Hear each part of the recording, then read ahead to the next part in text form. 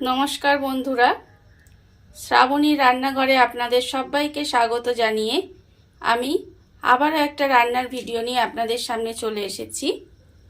আজকের আমি আপনাদের করে দেখাবো পাঁপড়ের কালিয়া। তাহলে চলুন এই পাঁপড়ের কালিয়া আমি কিভাবে বানাই আপনারা একবার দেখে নিন। পাঁপড়ের কালিয়া বানানোর জন্য প্রথমে আমি এখানে গ্যাসটা অন করে নিয়ে একটা কড়া বসিয়ে দিয়েছি। এবারে আমি এর মধ্যে দেব সরষের তেল।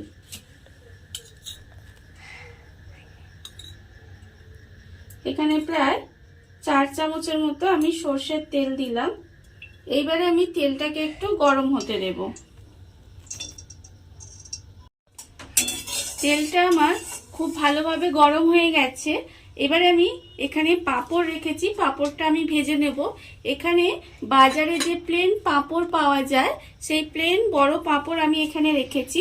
সেই পাঁপড়টাকে আমি এইভাবে ত্রিভুজের মতো করে কেটে রেখে দিয়েছি। এইবারে এই পাঁপড়গুলোকে একটা একটা করে ভেজে নেব। এইভাবে প্রথমে পাঁপড়গুলোকে ভেজে নিতে হবে।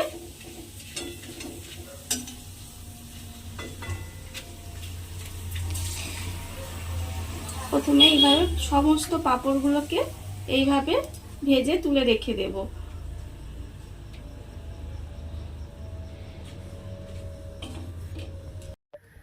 পাঁপড়গুলো আমি সমস্ত ভেজে নিয়েছি, ভেজে আলাদা করে সরিয়ে রেখে দিয়েছি। এবারে আমি ওই তেলের মধ্যে আলু রেখেছি, আমি এখানে আলুগুলো ভেজে নেব। এখানে আমার মাঝারি সাইজের 2টো আলু আছে, সেই আলুগুলো আমি টুকরো করে রেখেছি। সেই আলুগুলো এই তেলের মধ্যে দিয়ে একটু লাল করে ভেজে নেব।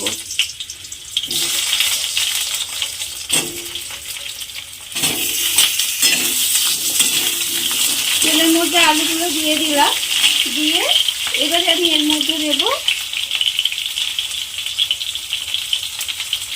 অল্প একটু নুন আর অল্প সামান্য একটু হলুদ দিয়ে আলুগুলোকে খুব ভালো করে একটু লাল করে ভেজে তুলে রাখতে হবে।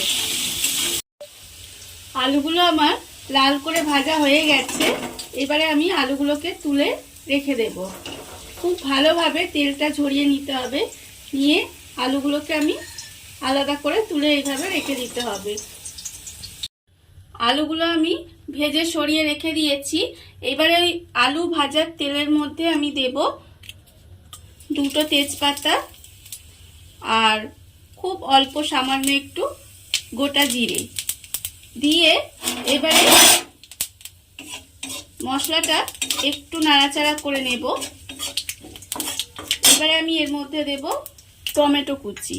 এখানে আমার একটা ছোট সাইজের টমেটো কুচিয়ে রেখেছি, সেই টমেটো কুচিটা আমি এর মধ্যে দিয়ে দিলাম। আর আমি এর মধ্যে দেব আদা বাটা।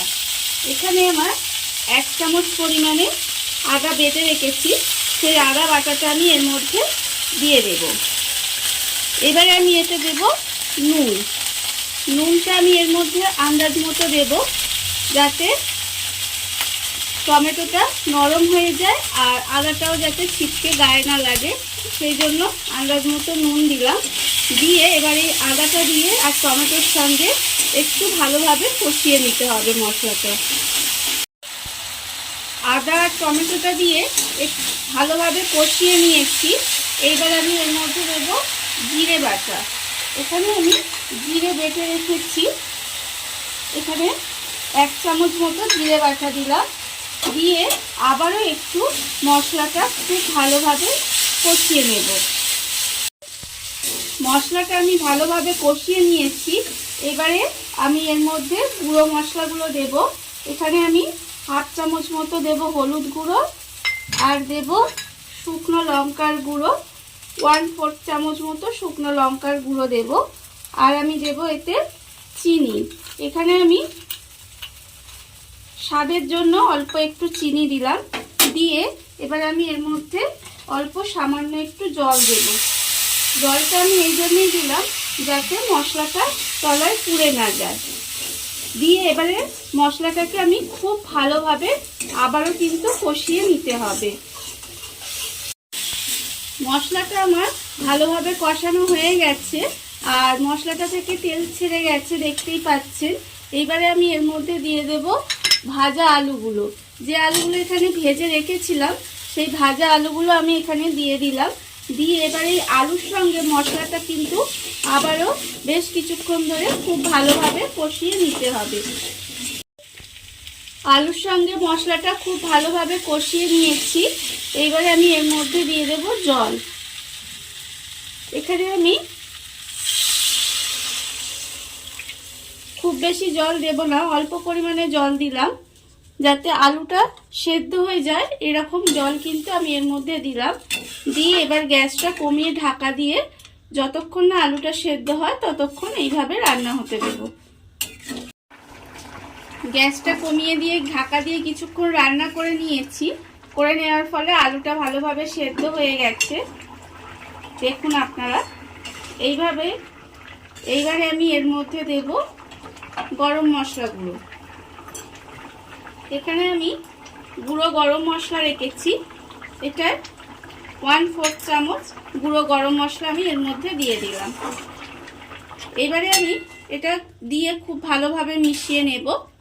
মিশিয়ে নেওয়ার পর এর মধ্যে আমি দেব যে পাঁপড়গুলো আমি ভেজে রেখেছিলাম, সেই পাঁপড়গুলো আমি এর মধ্যে একটা একটা করে দিয়ে দেব।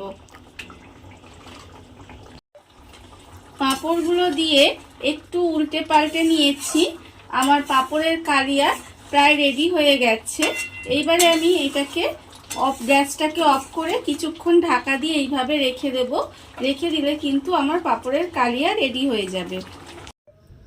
দেখুন বন্ধুরা, আমার পাঁপড়ের কালিয়া রেডি হয়ে গেছে। আপনারা দেখতেই পেলেন যে কত সহজেই পাঁপড়ের কালিয়া বানানো যায়। আর দেখতে যেমন ভালো হয়েছে, এটা খেতেও ভীষণ সুন্দর হয়।